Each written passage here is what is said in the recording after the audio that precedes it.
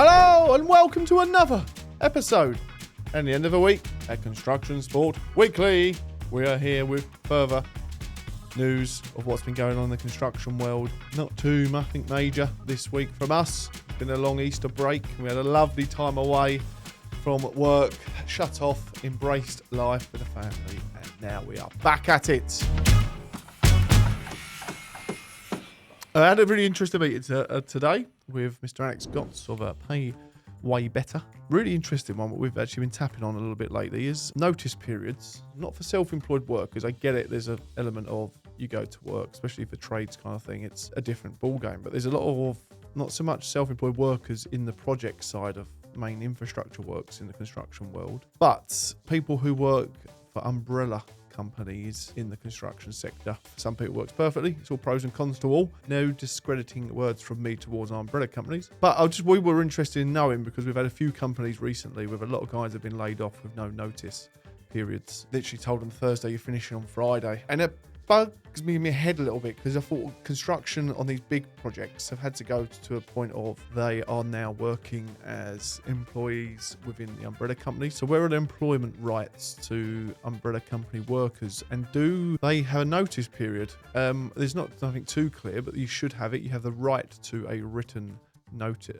contract within an umbrella company. So check your small print, guys. You might have a period of time there that if you do get laid off, you are covered for a week or two. There might be a notice period. I know all companies are different. We had a chat with a few umbrella companies today, or one main one, I say Way Better by Alex Gotts, about how we can look at things like this and how we can ensure that construction workers, when they do get told they are being laid off last minute and they're not expecting it, and they've got a lot of things in place and bills to pay and wives and kids to feed and husbands and all that kind of stuff, that these people need to be covered. So if we're going to address mental health in construction, we must address the way that people are laid off when not required. We're all human beings at the end of the day. It's a two-way street, I get that. There's construction workers out there who just jacking jobs at the last minute, but surely the leaders should lead in this industry and show us that people should be respected when it comes to being laid off to a certain degree.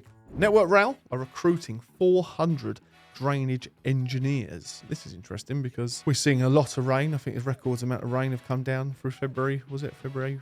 March time in the UK. So Network Rail realising is a huge issue, and with their next something they call CP7, what is their spending period, the infrastructure operator sets out to plan better ways to cope with climate change, and it's entered its £43 billion CP7 spending period. Network Rail will also ramp up investment in looking after thousands of miles of drains, cuttings and embankments, and promising a work boom for piling and groundwork firms. That's really cool. It's interesting. I was on the railway 5, 6, 7, 8 years ago. A lot of people I know who were with me then, working together, a lot of them have come away from the railway, but little things like this, a big push from Network Rail to upgrade their network, will see people get back into it. So lots of drainage jobs, civils firms, engineering, groundwork firms. That's what we do. That's what we like doing.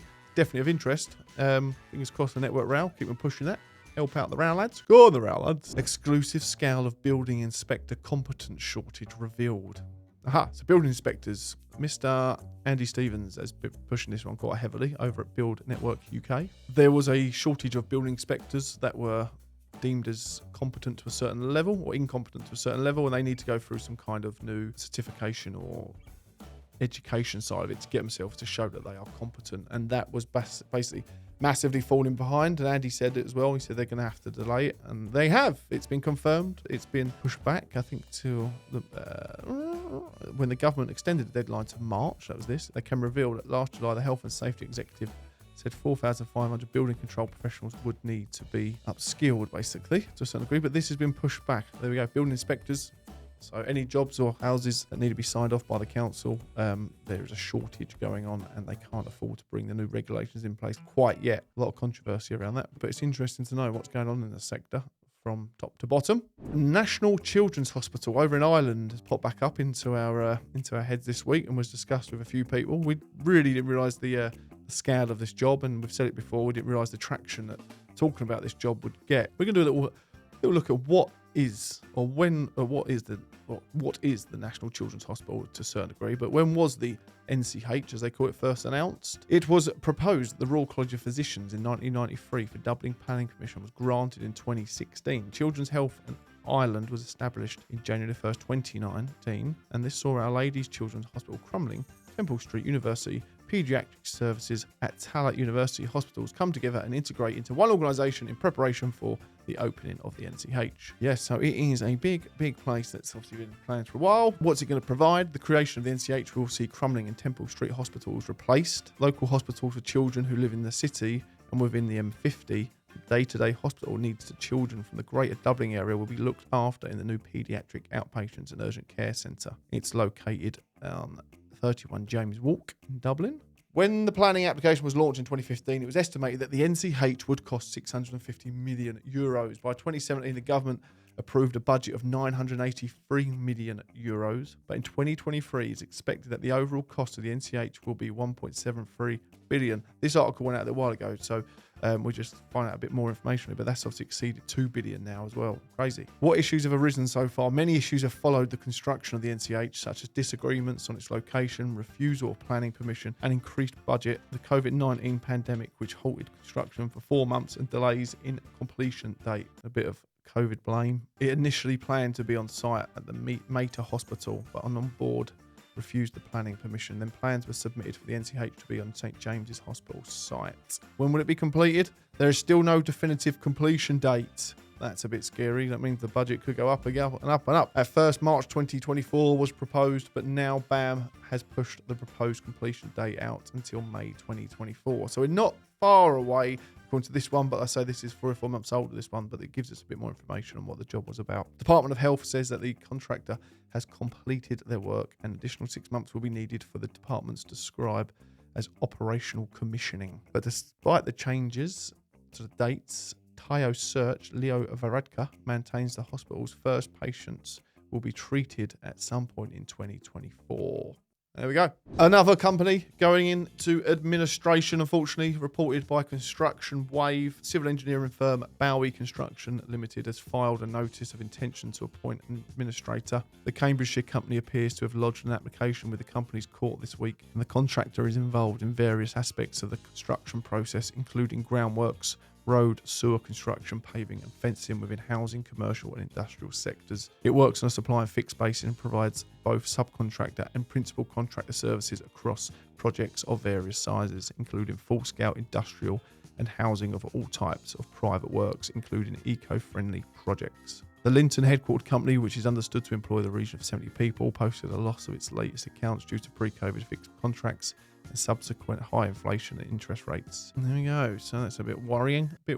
Firms wanted for £750 million port upgrade programme. So Peel Ports has started to hunt for construction partners to deliver a £750 million programme of works at its ports. So here we go, guys. The railway world's getting a little getting sorted out. The nuclear world is getting a little bit sorted out, and even now the port systems and that are putting some money in. So there seems to be construction is definitely booming in terms of works being given the go-ahead. We just need to fix a lot of things and all this kind of political stuff in the construction world. Aside from all the negatives in construction is booming. Jobs after jobs after jobs are being started. Money's being pushed into them. So it's just a case of, isn't it, tidying up what's going on at the moment. But an environmental agency also picks up 27 firms to take on £600 million worth of small works deals. It's interesting. Environment agencies frameworks covering small civil engineering works under £1 million, M&E and vegetation management. There's a whole host on there, actually. Fair play. Construction Inquirers put that on there. There's loads of work being announced for small companies to get involved with civil engineering works, and that's good. Civils is booming. All good. Easter was good. Good downtime. Back into the thick of it. We're in a new financial year now. April is here. We've seen April Fool's Day has come and gone. And we've all survived. And yeah, have a great weekend. Next week, we're going to have a few announcements, I think. We'll get talking about a few things that are coming up, because there's loads coming up. Definitely doing a bit of a walk in the middle of May. So if you're interested in getting on board our marathon, I believe it is May the 17th. May the 15th. And so if you're interested in coming on board, please get involved. We will also be playing football on April the 17th.